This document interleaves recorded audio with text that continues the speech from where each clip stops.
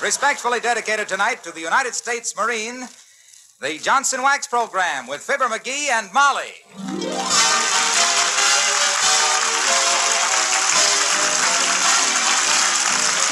The makers of Johnson's Wax for home and industry present Fibber, McGee, and Molly, written by Don Quinn and Phil Leslie, with music by the King's Men and Billy Mills Orchestra.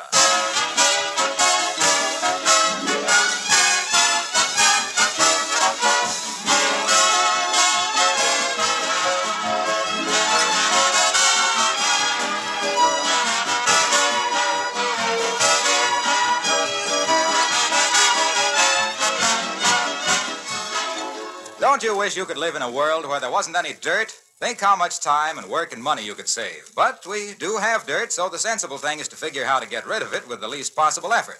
One way, of course, is with the regular use of Johnson's Wax on your floors, furniture, woodwork, and other surfaces. Here's an important thing to remember. Both Johnson's liquid wax and cream wax clean as they polish. The dirt comes off when you apply the wax, and when you polish the surface, it becomes immaculately clean and beautiful. The film of Johnson's Wax itself is invisible, but it protects against moisture and wear and can be renewed when necessary to make that protection last indefinitely.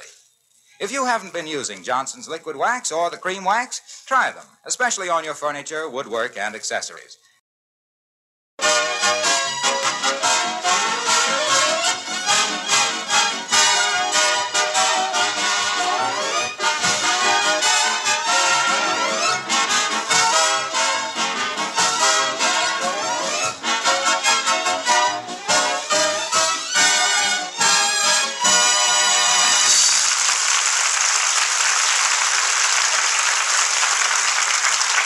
The Squire of 79 Wistful Vista always stops at the best hotels. In fact, he's just stopped at the Wistful Vista Biltmore and bought a cigar.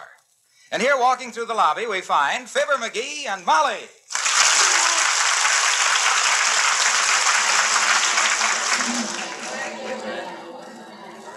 Wise guy. What's the matter? Oh, that cigar clerk.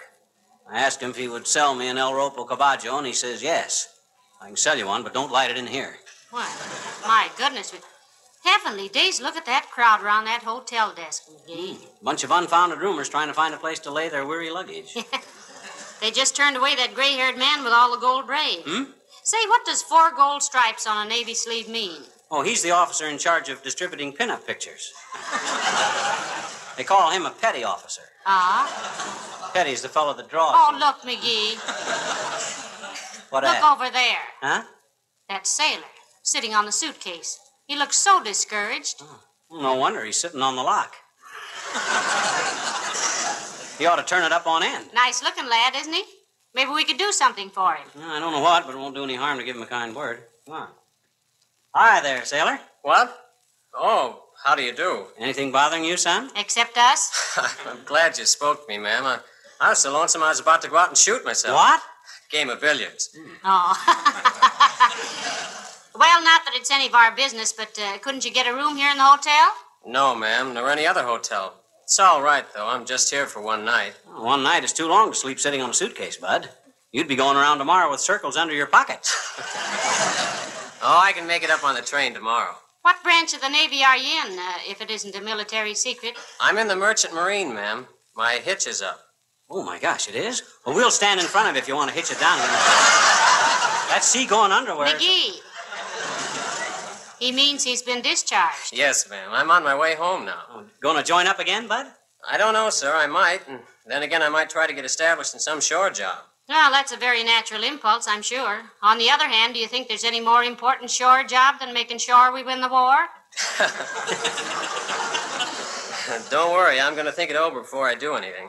Look, do you folks know of any place in town where I could sleep tonight? Not fussy, just someplace that's dark, warm, and horizontal. Well, let me think, Bud. Maybe the Elks Club could... No, they're redecorating. McGee? Huh?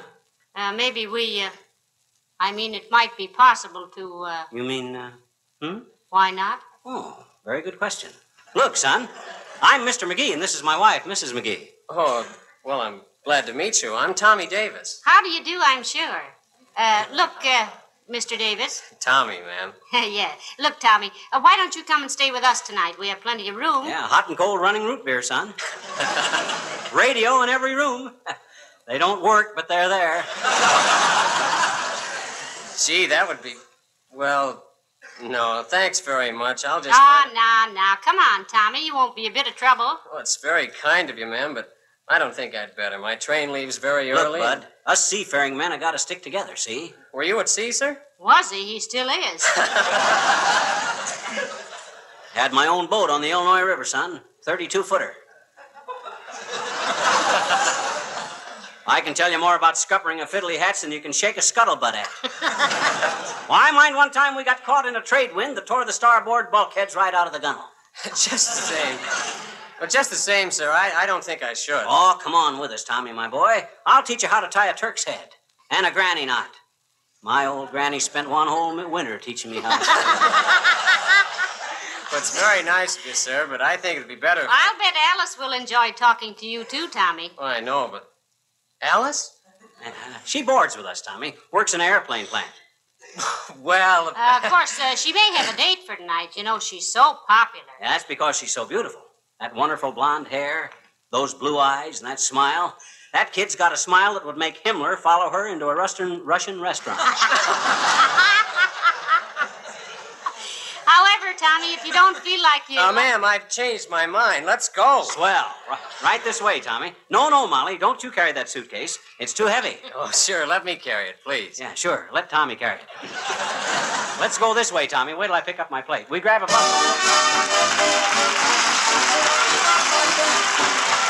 Billy Mills and the orchestra and Stomping at the Savoy.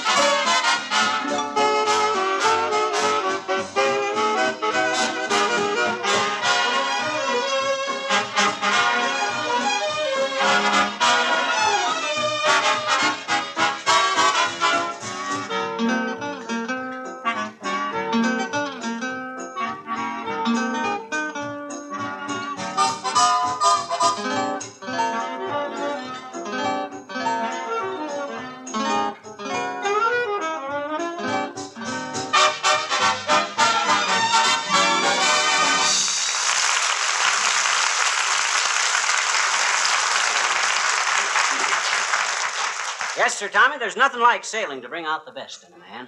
I always travel by rail myself, particularly on a boat. Did you say Alice ought to be home any minute? Who? Oh, Alice. Yeah, she ought to be home any minute, Tommy. Well, what was I saying? Oh, yeah. Well, sir, the time I and Fred Nittany took our boat on a cruise to Starved Rock was really something. All of a sudden, out of the south-southeast come a nor'wester. A nor'wester comes out of the northwest, Mr. McGee. Oh, ordinarily, yes. But that's what made this wind so unusual. It was a freak storm, an 80-mile gale. Tore the lashings off the mizzen and the keel hauled the jib so he could hardly batten down the mainstay. We ran into one of those out of Murmansk one night. Murmansk? Norway, huh? Murmansk is not in Norway, Huh? dearie. It's in, up near the... Russia. Oh, what did I say, Norway? yeah, I meant Russia. Oh, I said it. I know it was right there on the Mediterranean.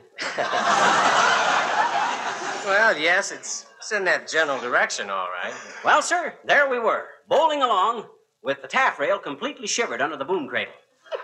The lanyards were groaning, and the forepeak was fluttering, and the bilges were banging against the tiller, when all of a sudden, we struck. My goodness. You struck what, sir, a rock? Oh, a bargain. We agreed to jump overboard and swim ashore, which we did. What became of the boat, dearie?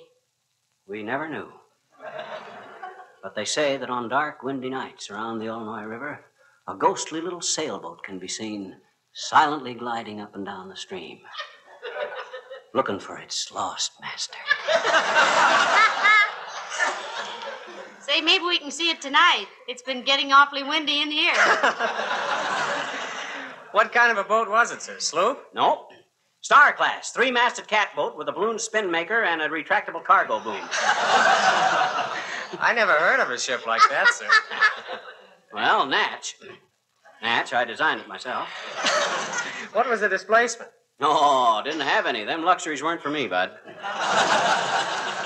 I went sailing, there was no fault at all about it. I mind one time we were sailing around the Horn. You don't mean Cape Horn by any chance? Why, certainly not. Somebody threw an old brass tube in the water near the dock, and we always had to sail around it. Well, sir. And look, McGee, let Tommy do a little talking. You haven't let him get a word in edgeways. Why, sure. Go ahead, Tommy. What kind of boat you been on? Cargo ships mostly, sir, but I was on one tanker. We were in a convoy to Halifax. Halifax. I planned to sail up there one summer. 1922 it was. Or was it 1923? No, it was 1922. Or was it? Well, now, let's see. Zan lost his teeth in the hay in 1920. No, it was 1924. I think. Yes, it was 1924. Well, it could have been 25. Well, I wish you knew for sure, sweetheart. Huh? I'm all a twitter to know what year it was you didn't go anyplace. Look, Tommy, did you say you were going to sign on for the Merchant Marine again?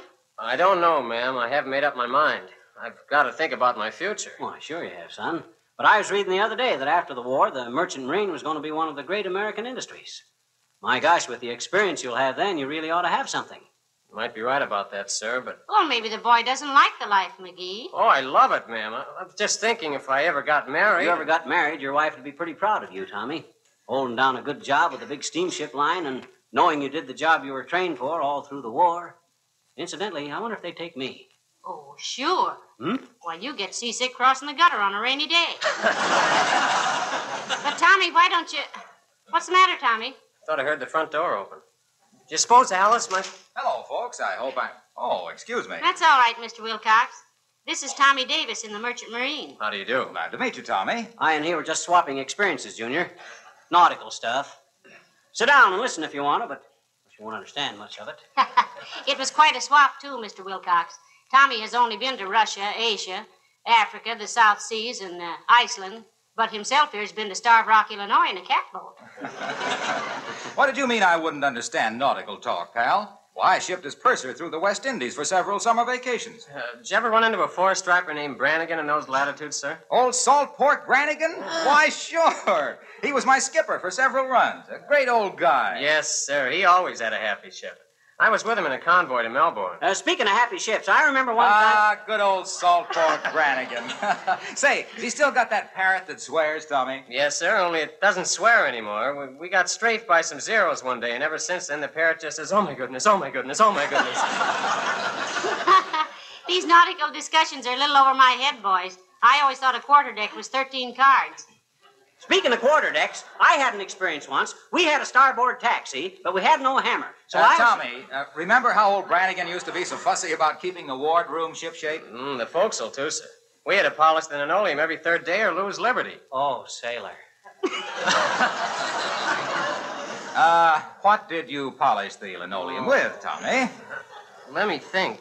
Oh, yes, it was called Johnson's Self-Polishing Glow Coat. Wonderful stuff. Weren't you sticking your commercial neck out there a little, Mr. Wilcox? Not at all. Captain Brannigan always insisted on the best there was. You know, salt water's pretty tough on linoleum. Have to keep it protected. On the boat I had, we always used Well, I remember one time a supercargo took aboard some inferior floor polish, and he nearly got keel-hauled. Old Brannigan said, I'll take a marlin spike to the next chicken farmer that uses anything but Johnson's glow coat for the linoleum on my ship. Yes, sir. He'd never let us use anything else either. Said it saved a lot of the crew's time because it was so easy to apply. It made the linoleum last so much longer. Well, shiver my timbers. I'm glad we always use it in our galley. Speaking of galleys, this catboat I had... You on liberty now, Tommy? No, sir. Discharged.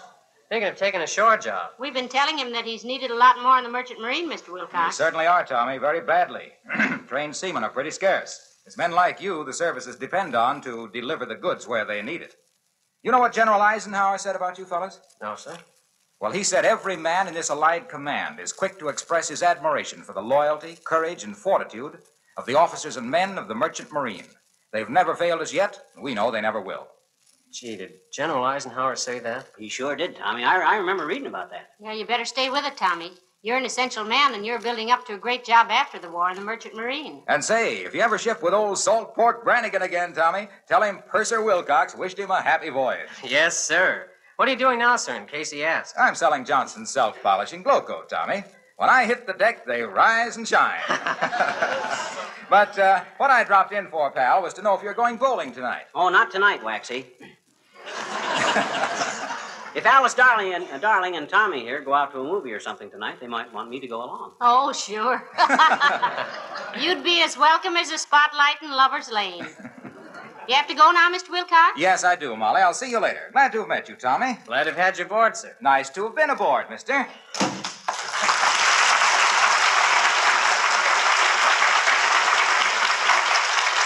What's that nice to have been aboard stuff? Navy etiquette, Molly. Hey, did I tell you the experience I had once when we were running for the harbor and a sudden squeal come up? A sudden what? Squeal. That's a small squall. Well, sir. Pardon me, dearie. Tommy, dinner ought to be ready in a very short time, and Alice should be here any minute. Would you like to go upstairs and wash up a bit? Oh, yes, ma'am. Thank you very much. Second door, upper deck. Left of the companionway, sailor. Soon as you've stowed your gear and fleeced your puss, come below. Aye, aye, sir. Right away, sir. Oh, my. Isn't he a nice lad, McGee? Yeah. I'm sure Alice and Dr. Gamble will like him. Doc Gamble. What's that old bedside bandit got to do with it? Why, you remember you invited him to dinner tonight yourself. I invited him? Oh, doggone it. Why can't I keep my big fat mouth shut? Is dinner about ready? Well, I don't know. I'll ask Beulah. Oh, Beulah! Beulah! Somebody ball for Beulah?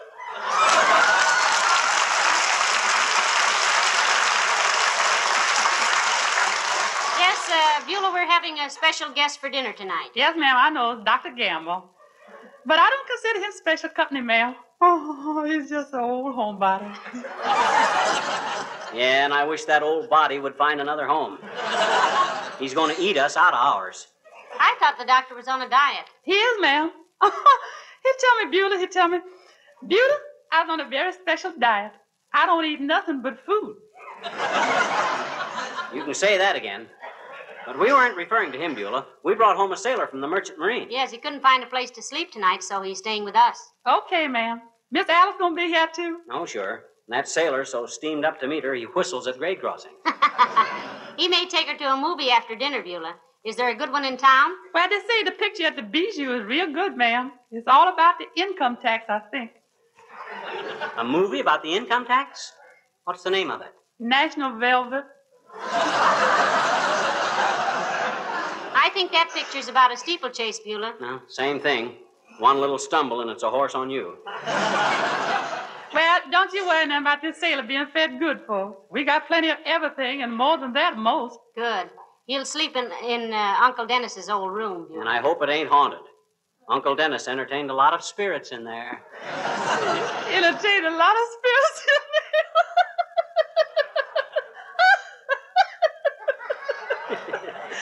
Love that man.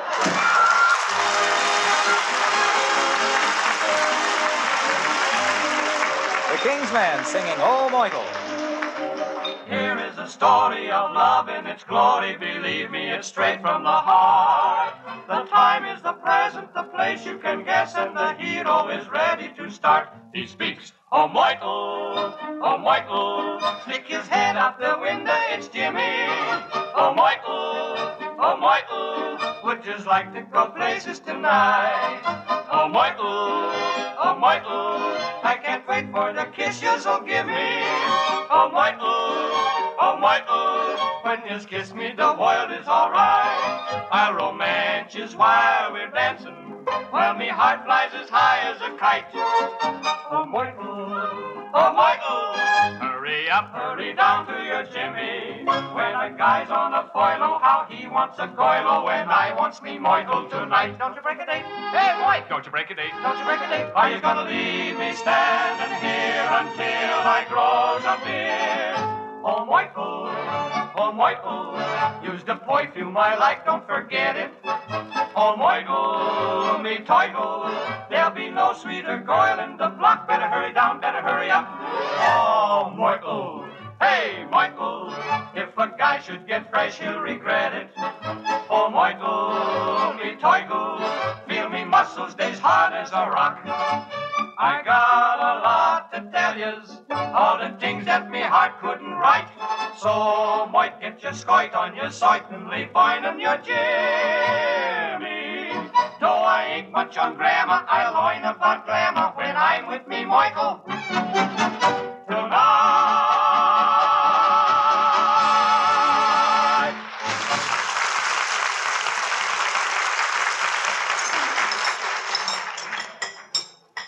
Won't you have some more gravy, Alice? Oh, no, thank you, Mrs. McGee. I have to watch my figure, you know. Couldn't think of a pleasanter assignment, my dear. Pipe down, you old Rui. You're old enough to be her grandfather. A man is only as old as he looks, Sonny, and I can still do that. Please pass the biscuits if you can stop gnawing on that chicken leg long enough. Pass the chicken, will you please, Tommy? Give Alice some. Certainly. Have some Alice chicken? Have some chicken, Alice?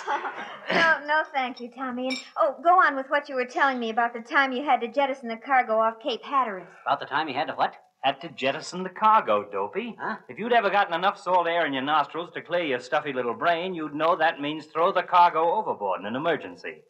We had to do that once in the middle of the China Sea. Who did, Doctor? The ship I was on. Taking a world cruise, Doctor? I took plenty of them, my boy. I was ship's surgeon on the Atlantic and Orient line for a long time. Ah, likely story. If you know so much about boats, what's a fiddly hatch? Oh, I know what that is, Mr. McGee. Gee, do you really, Alice? What is it, Alice? Well, it's a grating over the engine room for ventilating purposes. Correct, Alice. How do you know so much about boats, Alice? Well, when I was a little girl, I lived with my uncle, and he had a 100-foot yacht. We traveled all over in it.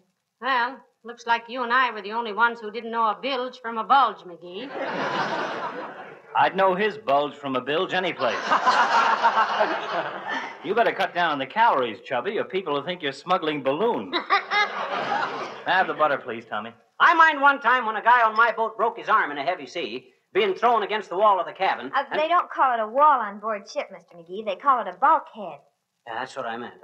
Bulkhead. Anyway, he was laying there on the floor. Not floor, landlubber, deck. Yes. He was laying there on the deck while I went downstairs. We don't say downstairs, sir. We say below. So I went below. And I made a splint out of a broomstick I found in the kitchen. The galley. In the galley. Then I come back upstairs. You mean you came topside, Mr. McGee? I came topside with the broomstick and I made an emergency splint. It was kind of crude, but we didn't... We call that a jury rig, sir. Means temporary. Another biscuit, dearie? No, I don't want another biscuit, thank you. I just don't want to be interrupted in everything I say, that's all. Oh, sorry, sir. Oh, it isn't you, Tommy, my boy. Our host is slightly incinerated that he can't impress Alice and me with his nautical knowledge. By the way, did you ever get to Oahu? Oh, yes, sir, several times. Beautiful voyage. Oh, I remember it very well, Doctor. Diamond Head to starboard, Molokai to port, and all those flying fish skittering around. Gee, I wish you and I had... well, maybe someday... I mind one time I was sailing on the Illinois River in my You're going back in the Merchant Marine Service, aren't you, Tommy? Yes, sir, I think I will. Alice says she'll write to me every week, too. Yeah. I'll send you some cookies, Tommy. In that case, Mrs. McGee, I'll make it my life's work. Well, anyway, we were scuttling along, see? Making about 10 knots an hour. Oh, you don't say 10 knots an hour, Mr. McGee. You just say 10 knots. A knot is a unit of speed. A nautical mile, about 6,080 feet in an hour. Coffee, Doctor? It's the way you like it. Dark as Japan's future. And strong as a brewery horse. Well, thanks, Molly. I will. The reason I asked Tommy is that I think you've got a great future in the Merchant Marine. You'll have eventually a secure job in a tremendous industry. No thanks, no cream. Yes, sir, I guess I will. But Alice says the important thing is they need me now. Oh, they really do, Tommy. And in 6 months' time, a man can now make the progress it would have taken him 3 years to make before Pearl Harbor. Talk about progress. When I had my catboat on the Illinois River, I was tying up to the dock one day. Don't say tying up, amateur. Say making fast. Okay, wise guy. So I was fast making to the dock one day. And I noticed the boat was kind of low in the water. So I went back aboard. Back aboard. Yeah.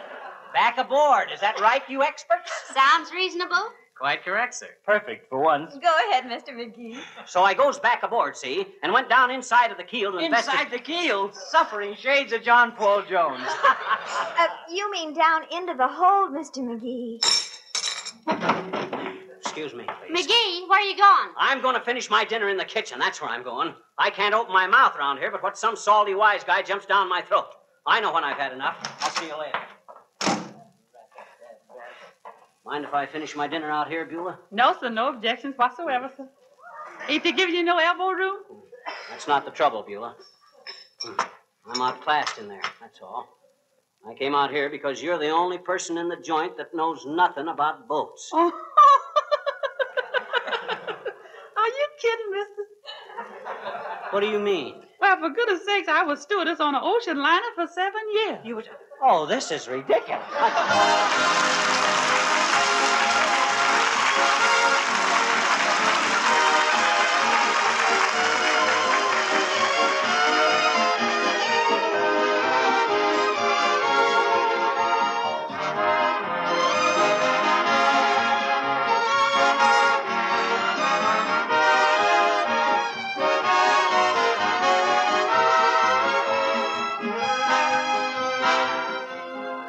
Most of us like to feel that what we do has the approval of our friends, even in the selection of our clothes or laundry soap or floor polish. This is true. Well, then, if you're one of the many housekeepers who keep your linoleum floors sparkling with Johnson's self-polishing Glow Coat, you should feel pretty good, because Glow Coat is the choice of most housekeepers. And what's more, it's recommended both by housekeeping authorities and by linoleum manufacturers themselves. To you ladies who have used other Johnson's wax products, the name Johnson itself on the package is the only recommendation you need. And if you're a regular user of Glow Coat, you know how much it saves you work and saves your linoleum. Glow Coat shines as it dries without rubbing or buffing, and its regular use makes linoleum last 6 to 10 times longer, besides keeping it beautifully polished.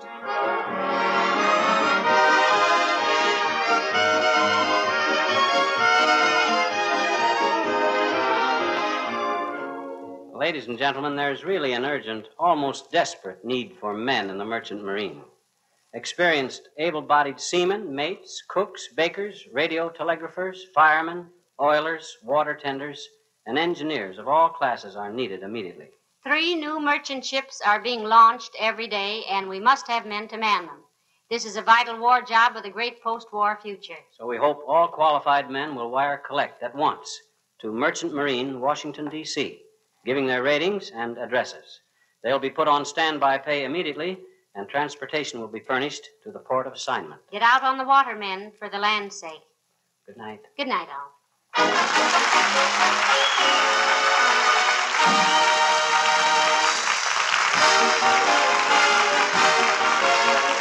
This is Harlow Wilcox speaking for the makers of Johnson Wax Finishes for Home and Industry, inviting you all to be with us again next Tuesday night. Good night. This is the National Broadcasting Company.